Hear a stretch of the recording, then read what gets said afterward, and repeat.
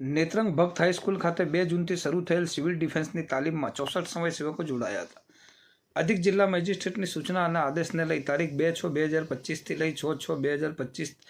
5 દિવસ દરમિયાન સાંજના 4 થી 6 કલાક સુધી સિવિલ ડિફેન્સની તાલીમ આપવાનું આયોજન થયેલ હોય, જેને લઈને નેત્રંગ મામલતદાર રીતેશ કોકણી, ઇન્ચાર્જ તાલુકા અધિકારી સાહેબ પટેલ થકી નેત્રંગ તાલુકામાં લોકો મોટી સંખ્યામાં તાલીમ મેળવે તે ઉદ્દેશને લઈને આ તાલીમ નેત્રંગ નગરમાં આવેલ શ્રીમતી MM ભક્ત હાઈસ્કૂલ ખાતે તારીખ 2ના રોજથી સિવિલ ડિફેન્સની તાલીમ શરૂ કરવામાં આવેલ છે, જેમાં 64 જેટલા સ્વયંસેવકો જોડાયા છે, જેઓને પ્રથમ 3 દિવસ નેત્રંગ પોલીસ સ્ટેશનના PI RC વસાવા, ચોથા દિવસે તાલુકા health officer AN Singh, doctor Biba Chaudhary, medical officer